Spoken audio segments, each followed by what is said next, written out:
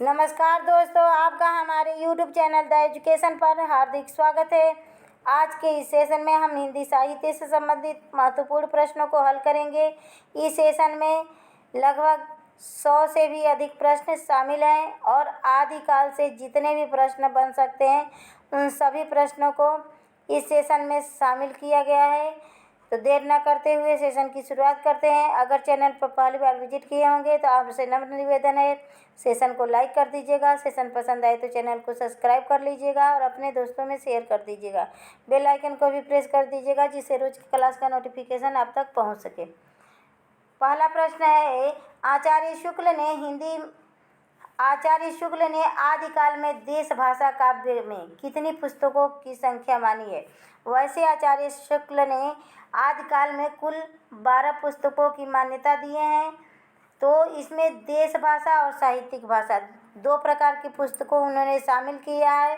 तो देश भाषा की कुल पुस्तकों की संख्या 8 मानी है और 4 साहित्यिक भाषा की पुस्तकों को, तो कुल 12 पुस्तकों को मान्यता दी है।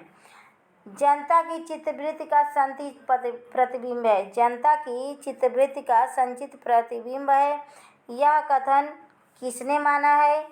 तो यह कथन कहने वाले शुक्ल जी हैं, आचार्य रामचंद्र शुक्ल। भाषा सर्वेक्षण के रचयिता कौन है? तो भाषा सर्वेक्षण के रचयिता जॉर्ज ग्रियर्सन है और इन्होंने हिंदी साहित्य का इतिहास लिखा। जॉर्ज ग्रियर्सन अंग्रेजी भाषा में the modern vernacular literature of Hindustan इनके ग्रंथ का नाम है। पृथ्वीराज रासो कितने प्रकार के छंदों में लिखा गया है? पृथ्वीराज रासो जो है इसके रचनाकार कौन है? चंद्र बरदाई हैं। चंद्र बरदाई पृथ्वीराज रासो के रचनाकार हैं और इसमें पूछा है कितने प्रकार के छंदों का प्रयोग किया गया है इस रचना को लिखने के लिए। तो इस रचना को लिखने के लिए 68 प्रकार के छंदों का प्रयोग किया गया है। क्वेश्चन नंबर 5 है, हंस जवाहिर के रचनाकार कौन है? यह हंस जवाहिर किसके द्वारा रची गई है? दो प्रकार से यह प्रश्न पूछा जा सकता है। तो हंस जवाहिर के रचनाकार कासिम शाह है। हंस जवाहिर के रचनाकार कौन है? कासिम शाह। खड़ी बोली के विकास में किसने अग्रणी भूमिका निभाई? तो खड़ी बोली के विकास में अमीर खुसरो ने अग्रगणी भूमिका निभाई। त्रिपुरा की राजभाषा क्या है? तो त्रिपुरा की राजभाषा बंगला है। अपने नाटकों के लिए किसने रंगमंच को नहीं माना? रंगमंच को जरूरी नहीं माना किसने अपने नाटकों के लिए? तो वह है जयशंकर प्रसाद। अनिवार्य नहीं माना या जरूरी नहीं माना। उपदेश रसायन के रचनाकार कौन है? तो उपदेश रसायन जिन दत्त सूरी द्वारा रचित ग्रंथ है। पृथ्वीराज रासो काव्य किस कोटि का काव्य है? तो पृथ्वीराज रासो एक वीर गाथा महाकाव्य है। हिंदी साहित्य का आलोचनात्मक इतिहास, इस ग्रंथ के लेखक का नाम बताइए।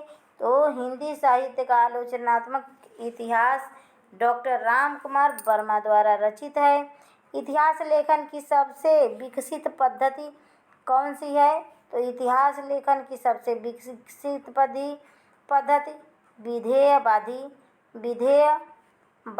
पद्धति है। विधेयवादी पद्धति है जिनके प्राचीन प्रणेता विधेयवादी पद्धति के प्राचीन प्रणेता तेन महोदय जी हैं और आधुनिक प्रणेता आचार्य रामचंद्र शुक्ल जी हैं। क्वेश्चन नंबर 13 है, डोंगरी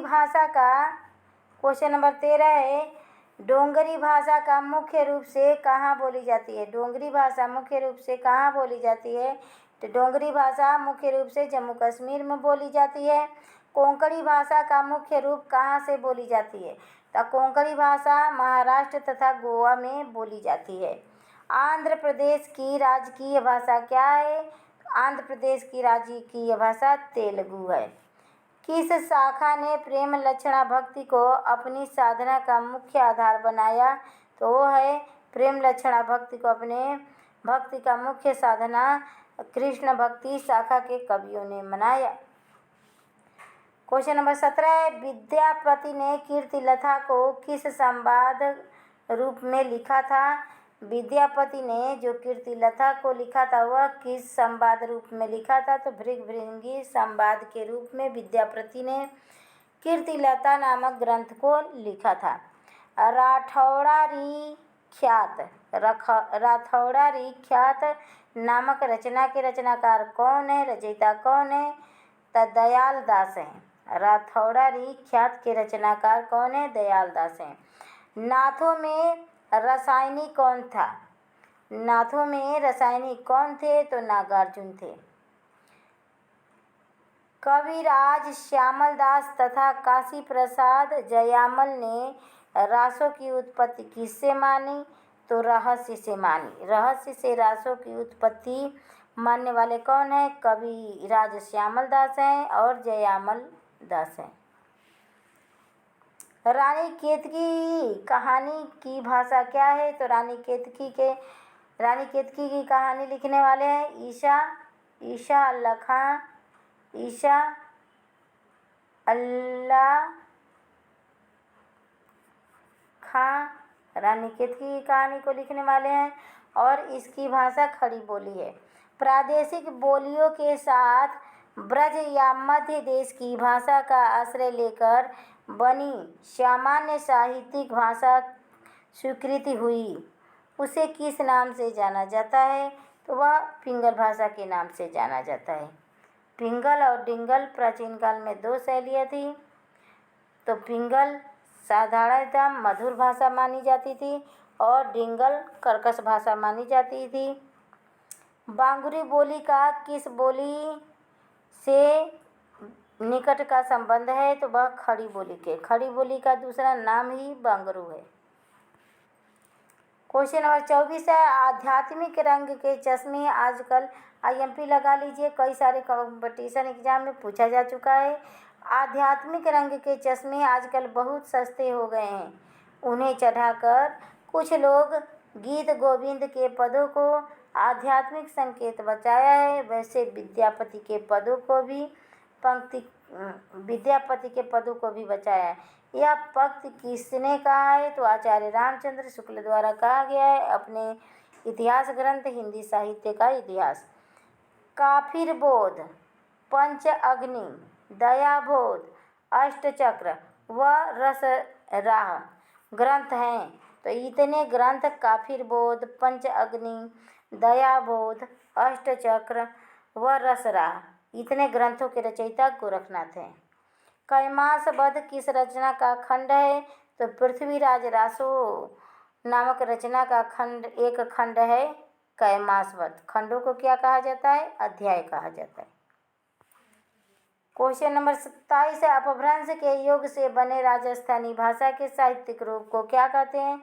तो अपभ्रंश और राजस्थानी भाषा के योग से बना साहित्यिक रूप डिंगल है, डिंगल भाषा। अमीर खुसरो द्वारा रचित मुकरियों, पहेलियों और दो सुखनों की मुख्य भाषा क्या थी? तो खड़ी बोली थी। देवनागरी लिपि को राष्ट्रीय लिपि के रूप में कब स्वीकार किया गया? तो देवनागरी लिपि को राष्ट्रीय लिपि के रूप में 14 सितंबर 1949 को स्वीकार किया गया। नेक्स्ट प्रश्न देखते हैं। प्रश्न नंबर 30 है, उक्त व्यक्ति प्रकरण के रचयिता कौन है? इसको याद कैसे करेंगे हम? तो युक्त व्यक्ति प्रकरण किनके चलते हैं? तो जो दमदार लोग होते हैं उनके क्या नित्य प्रतिदिन नए नए प्रकरण चलते रहते हैं। तो उक्त व्यक्ति प्रकरण के रचयिता कौन है? दामोदर शर्मा है। मनहु कला शशिभान कला 1692। मनहु कला शशिभान कला 1692। यह पंक्ति किसकी है? तो ये चंद्रवरदाई की पंक्ति है। राउल बेल सिंगार परक चंपू काव्य के रचयिता हैं रोड़ा कवि और यह एक शीलांकित कृत रचना है। जिसमें 64 योगिनियों का नखशिख वर्णन मिलता है। अपभ्रंश भाषा का प्रथम कवि किसे माना जाता है? तो अपभ्रंश भाषा का प्रथम कवि स्वयंभू जी को माना जाता है। इनके रचना का नाम पयमचरु है। पयमचरु भगवान राम के जीवन पर आधारित खंडकाव्य है। क्वेश्चन नंबर 34 है, कौन सा भाषाई समूह भारत में सबसे अधिक बोला जाने वाला भाषाई समूह है? तो वो है इंडो आर्यन। इंडो आर्यन नामक भाषाई समूह भारत में सबसे ज़्यादा बोली जाने वाली भाषाई समूह है। कौन सा भाषाई समूह भारत में सबसे कम बोली जाने वाला भाषाई समूह है? तो चीनी तिब्बती। चीनी तिब्बती भाषाई समूह सबसे कम लोग रहते हैं, सबसे कम बोला जाने वाला भाषाई समूह है, और इंडो आर्यन सबसे ज़्यादा। ऑस्ट्रिक भाषा समूह की भाषाओं को बोलने वालों को क्या कहते हैं? तो किरात कहते हैं। जो ऑस्ट्रिक समूह के भाषाओं को बोलते हैं उन्हें किरात कहते हैं। क्वेश्चन नंबर 37 है, पुस्तक जल्लड़ हत्त दे चली गज्जन निपकाज की पुस्तक को जल्लड़ के हाथ में देकर चले गए राजा के गज्जन निजकाज राजा के कार्य के लिए चले गए। तो यह जल्लड़ पंक्ति किसकी है? तो जल्लड़ की पंक्ति है, और ये पृथ्वीराज चंद्रबरदाई के पुत्र हैं। जल्लड़ और पृथ्वीराज के कार्य के लिए जब चंद्रबरदाई चले जाते हैं तो अपने पुत्र जल्लड़ को पृथ्वीराज रासोस सौंप कर चले जाते हैं। भारतीय भाषाओं को कितने वर्गों में बांटा गया है? तो भारतीय भाषाओं को प्रमुख 4 वर्गों में बांटा गया है। चीनी तिब्बती भाषा समूह की भाषाओं को बोलने वाले को क्या कहते हैं? तो निषाद कहते हैं। गोरखनाथ की रचनाओं को गोरखबानी नाम से संपादित किसने किया? इम्पोर्टेंट प्रश्न है, IMP लगा लीजिए। पीताम्बर दत्त बड़तवाल ने गोरखनाथ की रचनाओं को गोरखबानी के नाम से संपादित किया। क्वेश्चन नंबर 41 है, स्वयं को अभिमान मेरु किसके द्वारा कहा गया? तो अपने आप को स्वयं को अभिमान मेरु कहने वाले कौन थे? पुष्पदंत थे। पुष्प को तो अभिमान होगा ही, एक पुष्प ही है जो हर इवेंट में काम में आता है। पूजा पाठ हो तब भी पुष्प जरूरत पड़ेगा। देखिए, शुभ से लेकर अशुभ तक पुष्प हर जगह काम में आता है, इसीलिए पुष्प को अभिमान है। तो पुष्पदंत अभिमान मेरु स्वयं को कहते हैं। तो पुष्पदंत अभिमान मेरु, चाहे वो मैयत पर हो, चिता पर हो, एक 100 पर हो, पुष्पों की ज़रूरत पड़ती है। मंदिर में भी पुष्पों की ज़रूरत पड़ती है। एक सैनिक जहाँ मृत्यु को प्राप्त करता है वहाँ पर भी पुष्पों की ज़रूरत पड़ती है, या किसी भी धार्मिक काम में पुष्पों की ज़रूरत पड़ती है। आदिकाल को संधिकाल एवं चारण काल किसने कहा? तो वह कहने वाले आदिकाल को संधिकाल एवं चारण काल रामकुमार वर्मा जी हैं। बौद्ध और सिद्धों के पदों और दोहों को बौद्ध गान व दोहा के नाम से बांग्ला भाषा में किसने प्रकाशित किया? तो पंडित हर प्रसाद शास्त्री ने बांग्ला भाषा में बौद्ध और सिद्धों के दोहों को बौद्ध गान व दोहा के नाम से प्रकाशित किया। किरान उस सादेन रचना है। किरान उस सादेन किसकी रचना है? तो अमीर खुसरो की रचना है। क्वेश्चन नंबर 45 है, वर्ण रत्नाकर ग्रंथ के रचयिता कौन है? तो वर्ण रत्नाकर ग्रंथ ज्योतिश्वर ठाकुर जी हैं। और वर्णों को अंधेरे में देखेंगे तो दिखेगा नहीं? दिखेगा। वर्णों को पढ़ने के लिए ज्योति की आवश्यकता पड़ती है। तो वर्ण रत्नाकर ज्योतिश्वर ठाकुर। नाथ सिद्धों की रचनाओं के रचयिता कौन है? तो हजारी प्रसाद द्विवेदी हैं। शिलांकित चंपू गेय काव्य कौन है? तो राहुल बेल हैं। इसके रचयिता रोड़ा कवि हैं। दो सुख ने खालिक बारी आदि रचनाएं हैं अमीर खुसरो जी की। क्वेश्चन नंबर 49 है, आलाखंड के नाम से कौन सी रचना प्रसिद्ध है? आलाखंड के नाम से परमाल रासो नामक रचना प्रसिद्ध है, जिसके रचयिता जगनिक हैं। जिसके रचयिता कौन है? जगनिक है, जगनिक है। क्वेश्चन नंबर 50 है, पद्मावती समय किस रचना खंड है? किस रचना का खंड है? तो पृथ्वीराज रासो नामक रचना का खंड पद्मावती समय है। खंड मीन्स पाठ। एक पृथ्वीराज रासो के अध्याय है जिसका नाम पद्मावती समय है। राजमती और बिसल देव की कथा किस ग्रंथ में वर्णन है? तो बिसल देव रासो नरपति नाल्य की रचना है। प्राण संकली, सबदी, नरवे बोध और यह क्या है? आत्मबोध और पंचमात्रा। प्राण संकली, सबदी, नरवे बोध, आत्मबोध, पंचमात्रा किसकी रचना है? गोरखनाथ की। गोरखनाथ की इन रचनाओं को नोट डाउन कीजिएगा। प्राण संकली, सबदी, नरवे बोध, आत्मबोध और पंचमात्रा, यह गोरखनाथ की रचनाएं हैं। नेक्स्ट देखते हैं। क्वेश्चन नंबर 53 है, आदिकाल को बीज वपन काल किसने कहा है? तो आदिकाल को बीज वपन काल कहने वाले महावीर प्रसाद द्विवेदी हैं। और महावीर जैन धर्म के प्रवर्तक महावीर स्वामी ने अहिंसा के बीज बोए थे। तो बीज वपन काल महावीर प्रसाद द्विवेदी। दोहा कोश के रचयिता कौन है या किसकी रचना है? तो सरहपा की है। मैथिल कोकिल कहे जाते हैं, विद्यापति मैथिल कोकिल के नाम से जानते हैं। और अपने पदावली पूछता है, मैथिल कोकिल कौन सा रचना विद्यापति लिखे जिनके आधार पर उन्हें मैथिल कोकिल कहा जाता है? तो वह है पदावली। रणमल छंद की रचना किसने की थी? तो रणमल छंद की रचना श्रीधर पाठक ने की थी। क्वेश्चन नंबर 57 है, पुरुष परीक्षा किसकी संस्कृत में रचित रचना है? तो विद्यापति की। यह संस्कृत भाषा में लिखित रचना है पुरुष परीक्षा। रिठड़ेम चरियू के रचयिता कौन है? तो शंभू हैं। कीर्तिलता की भाषा है, तो कीर्तिलता अवहट्ट भाषा की रचना है और यह भी रचना विद्यापति की है। भू परिक्रमा के रचयिता कौन है? तो भू परिक्रमा के रचयिता भी विद्यापति जी हैं।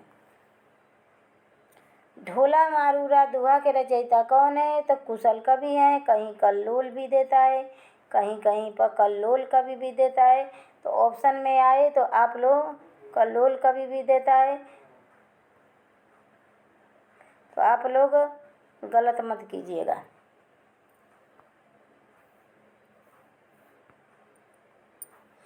क्वेश्चन नंबर 62 है, सबसे पहले 12 मासा वर्णन किस रचना में मिलता है? तो बिसल देव रासो में मिलता है। आदिकाल को अपभ्रंश काल किसने कहा? तो धीरेन्द्र वर्मा ने कहा। 12 बरिस लो कुकर जीवे, 13 बरिस लो जिए सिवार, बरिस 18 छत्री जिए, आगन जीवन को धिक्कार। 12 बरिस ले कुकर जीवे और 13 ले जिए सियार, बरस 18 छत्री जीवे, आगे जीवन को धिक्कार। यह पंक्ति किसके द्वारा कहा गया है? तो जगनिक के द्वारा परमाल रासों में। और यह एक आला गीत है, यह एक आला गीत है और यह बरसात के महीनों में गाया जाता है। पूछता है आला किस ऋतु में गाया जाता है? तो वर्षा ऋतु में। क्वेश्चन नंबर 65 है, जय मयंक जस चंद्रिका के रचयिता कौन है? जय मयंक जस चंद्रिका के रचयिता कौन है? मधुकर कवि। जय मयंक जस चंद्रिका। तो जस चंद्रिका, चंद्रिका तारों को चंद्रिका या चांदनी रात कहते हैं। तो मधुकर मीन्स चंद्रमा, चंद्रमा रात में ही आते हैं। तो जय मयंक चंद्रिका मधुकर कवि की रचना है। ईयाश्रय काव्य की रचना है। तो ईयाश्रय काव्य के रचयिता हैं हेमचंद्र। कुमारपाल प्रतिबोध गद्य पद्य में प्रकृति काव्य लिखा है सोम प्रभु सूरी। कुमारपाल प्रतिबोध सोम प्रभु सूरी। गोरखनाथ में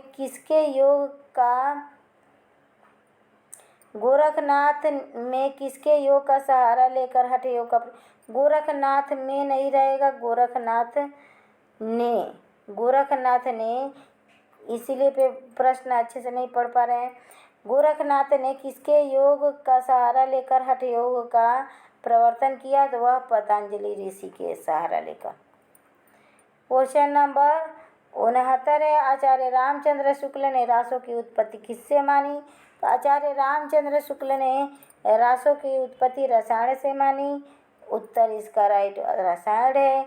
पृथ्वीराज रासो की रचना विधान में सर्वाधिक विवादास्पद पक्ष क्या है? तो उत्तर है ऐतिहासिकता। इस ग्रंथ की ऐतिहासिकता को लेकर ज़्यादा विवाद उत्पन्न हुआ है। कनकंडचर्यु कनकंडचर्यु के रचयिता कौन है? तो कनकामर मुनि हैं। प्राकृतिक प्रकाश के रचना कौन है? तो प्राकृतिक प्रकाश के रचनाकार बररुचि हैं, बररुचि। और यह अष्टाध्यायी के 3 कवियों में भी शामिल है। क्वेश्चन नंबर 73 है, रत्नाकर जोपम कथा। रत्नाकर जोपम कथा किस संप्रदाय का मानक ग्रंथ है? तो सिद्धों का मानक ग्रंथ है रत्नाकर जोपम कथा। जिमिलोढ़ बिल्लजई पाड़ी यही तिमि धरणी लय चित्त। यह कथन किसका है? तो यह कथन कढ़ापा का है। गंगा जमुना माझे बहिरे नाई उक्ति पंक्ति किसकी है? तो यह उक्त पंक्ति डोम्भिपा की है। कावा तरुवर पंच बिड़ाल यह उक्ति किसकी है? तो लुइपा की है। कावा तरुवर पंच बिलाल लुइपा की पंक्ति है। क्वेश्चन नंबर 77 है, सिद्धों में सबसे पुराने माने जाते हैं? तो सिद्धों में सबसे पुराने सराफा माने जाते हैं। अपभ्रंश नाम पहले किसके शिलालेख में मिलता है? तो वल्लभी के राजा धारसेन द्वितीय के शिलालेख में अपभ्रंश नाम मिलता है। उस समय जैसे गाथा या गाहा कहने से प्रकृति का बोध होता है, वैसे ही दोहा या दुहा कहने से अपभ्रंश का बोध होता है। यह कथन आचार्य रामचंद्र शुक्ल का है। उत्तर क्या है? आचार्य रामचंद्र शुक्ल। और यह हिंदी साहित्य के इतिहास ग्रंथ में यह लिखे हैं। आचार्य रामचंद्र शुक्ल के संपूर्ण कथन बहुत महत्वपूर्ण है, क्योंकि उनका इतिहास ही ग्रंथ ही संपूर्ण परीक्षाओं के लिए उपयोगी सिद्ध हुआ है, खासकर टीजीटी के लिए। क्वेश्चन नंबर 80 है, देसी नाम माला किसकी रचना है? तो हेमचंद्र की रचना है। हजारी प्रसाद द्विवेदी, विश्वनाथ प्रसाद मिश्र तथा चंद्रवली पांडे ने रासों की उत्पत्ति किसे मानी? तो रासों की उत्पत्ति 3 लोगों ने मानी। एक तो हजारी प्रसाद, दूसरे विश्वनाथ प्रसाद मिश्र, तीसरे चंद्रवली पांडे। हरप्रसाद शास्त्री ने रासों की उत्पत्ति किससे मानी? तो राजयश से मानी। राजयश से हरप्रसाद शास्त्री ने रासों की उत्पत्ति मानी। क्वेश्चन नंबर 83 है, हिंदी का इलियट किसे कहा जाता है? एक चार्ट इलियट है ना, विदेशी कवि। तो हिंदी में इलियट नाम से कौन प्रसिद्ध है? तो वो है गे जी। छोटे निराला किस कवि को कहा जाता है? तो जानकी वल्लभ शास्त्री को निराला का सूक्ष्म अवतार माना जाता है। हिंदी का मल्लीनाथ किसे कहा जाता है? तो राजा लक्ष्मण सिंह को हिंदी का मल्लीनाथ समझा जाता है। आधुनिक काल का पद्माकर किसे माना जाता है? तो आधुनिक काल का पद्माकर बाबू जगन्नाथ दास रत्नाकर को माना जाता है। पद्माकर है। हिंदी का गोल्ड स्मिथ किसे माना जाता है? तो श्री सियाराम शरण गुप्त को गोल्ड स्मिथ माना जाता है। हिंदी का टेनिस किसे कहा जाता है? तो बाबू जगन्नाथ दास रत्नाकर को हिंदी का टेनिस कहा जाता है। बिहार का महावीर प्रसाद द्विवेदी किसे कहा जाता है? तो बिहार का महावीर प्रसाद द्विवेदी शिव पूजन सहाय को कहा जाता है। हिंदी का लघु प्रसाद किसे कहा जाता है? कि हिंदी में जो छोटे प्रसाद, वैसे तो जयशंकर प्रसाद सबसे बड़े हैं, तो हिंदी में छोटे प्रसाद किसको कहा जाता है? तो जगदीश चंद्र माथुर को हिंदी में छोटे प्रसाद के रूप में जाना जाता है। क्वेश्चन नंबर 91 है, ऊंची योग्यता का कवि किसे कहा जाता है? तो गदाधर भट्ट को ऊंची योग्यता का कवि कहा जाता है। हिंदी का लैम्ब किसे कहा जाता है? तो हिंदी का लैम्ब प्रताप नारायण मिश्र को कहा जाता है। हिंदी का मम्मट किसे कहा जाता है? तो पंडित रामदीन मिश्र को हिंदी का मम्मट कहा जाता है। क्वेश्चन नंबर 94, अवतारी पुरुष किस कवि को कहा जाता है? तो अवतारी पुरुष महावीर प्रसाद द्विवेदी जी को कहा जाता है। क्वेश्चन नंबर 95, आधुनिक रसखान किसे कहा जाता है? आधुनिक काल में रसखान किसे कहा जाता है?